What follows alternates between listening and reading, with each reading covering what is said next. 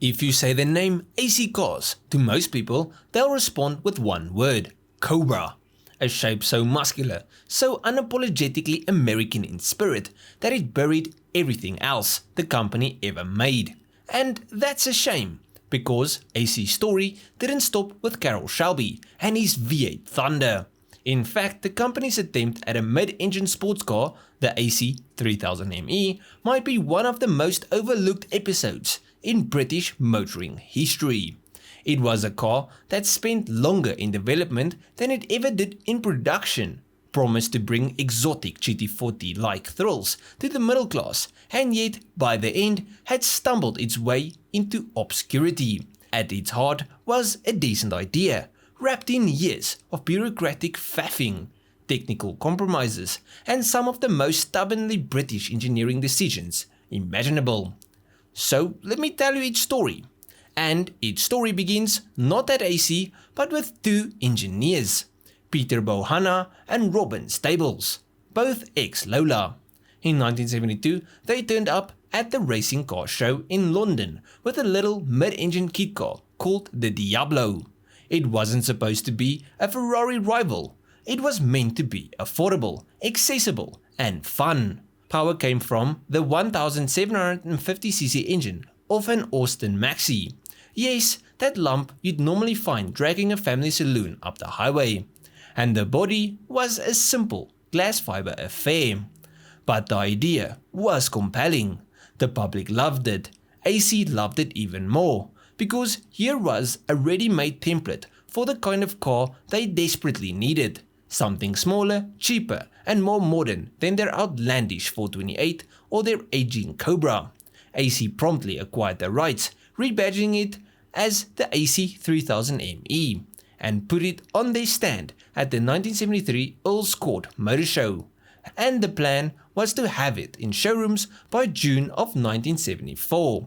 Of course, this was Britain in the 70s, so deadlines were not so much firm dates as vague aspirations. Throw in the new type approval laws, endless red tape, and AC's snail-paced development cycle, and the car ended up being wheeled out at every single motor show for the rest of the decade, gathering dust and polite applause. Until finally, in 1978, 6 years after it was first shown off, it finally launched. By the time the production version appeared at the Birmingham NEC show, the Austin Maxi engine was gone. In its place sat something with a bit more grunt, Ford's 3-litre S6 V6, mounted transversely behind the driver. The output was 140 horsepower and 173 pound-feet of torque. That doesn't sound earth-shattering, but remember, this was 1979. A Porsche 924 had barely 125 horsepower. AC even developed its own 5-speed gearbox, borrowing parts from Hewland to handle the torque. So on paper, it looked like a proper sports car. Mid-engine balance, lightweight fiberglass bodywork, a V6 soundtrack, and a chassis designed by people who knew their way around a race car. At 12,400 pounds, it wasn't cheap, but it wasn't ludicrous either. And with all of that, AC predicted 6 cars a week would leave the factory. Except they didn't. Orders were thin. Dealers were restless. Reviews were polite at best, dismissive at worst. Motor Magazine called it respectable rather than startling, clocking a top speed of just 115 miles per hour when they'd been promised more. Autocar managed 120, but still noted the awkward gear ratios, the lack of refinement, and a gear change that felt like it was made out of wood. And then there was the handling. The 3000ME was supposed to be the affordable British Ferrari, but when Motors' Peter Drawn drove one, he was so alarmed by the car's wayward behavior that he went back to the factory to complain. The culprit? Dunlop tires with the wrong profile. On different rubber, the car behaved much better, but the damage was done. Once the reputation of a new car is tarred with iffy handling, it never really recovers. And this was the real problem. The 3000ME was surrounded by rivals that either did everything better or cost a lot less.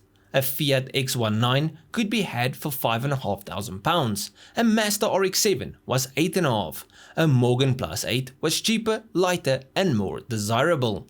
Even the TVR 3000S and turbo convertible undercut it. At the top end, a Lotus Esprit S2 was only slightly more expensive but carried supercar looks and pedigree. AC's car ended up stuck in a no man's land. Too expensive for the kid car crowd, not exotic enough for the well-wheeled, and not sorted enough to win over the purists. By 1984, after just 76 cars, including prototypes, AC threw in the towel. Production rights were sold to AC Cars Scotland, who built another 30 cars in Glasgow. They made a few improvements like body-colored bumpers and new CV joints, but the fundamentals were unchanged. They even experimented with a few different engines, including Ford and Alfa Romeo V6s, but nothing stuck. By 1985, it was all over. The 3000 ME had limped off into obscurity, leaving the Cobra once again as AC's only real claim to fame. But looking back, the 3000 ME is one of those cars that makes you sigh.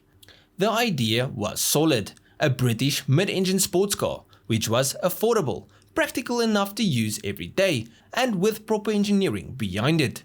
But the execution was fatally flawed. Too much time wasted on type approval, too much reliance on a Ford engine that was already outdated, and too little attention paid to refinement and handling. Yet, there's something endearing about it. The shape penned in the early 1970s was pure wedge-era optimism. The cabin, though plasticky, was roomy and comfortable, and the sound of that S6 V6 howling away just inches behind your head was enough to stir the soul. Today, with only about 100 cars ever built, the 3000 ME is rare. Collectors who stumble across one will find a machine that represents both the ambition and the shortcomings of Britain's small car industry in the late 70s and 80s. It's flawed, yes, but it's also fascinating. Because here's the thing, AC wasn't wrong to try. They saw the mid-engine revolution coming. They knew Ferrari, Lotus and others were heading that way, and they wanted to join in. But like so many plucky British firms, they ran out of money, out of time and out of luck. But at the end of this video, please let me know what you guys think of the story of the AC3000ME. Did you know about it, or is this something new for you? Let me know down below. Now if you guys enjoyed this video, please leave a like and subscribe to the channel. And if you guys did like it, you'll most probably enjoy most of my other stuff. So just go through my channel, see if there's someone else I like. I'll check you guys in the next one. Cheers, eh?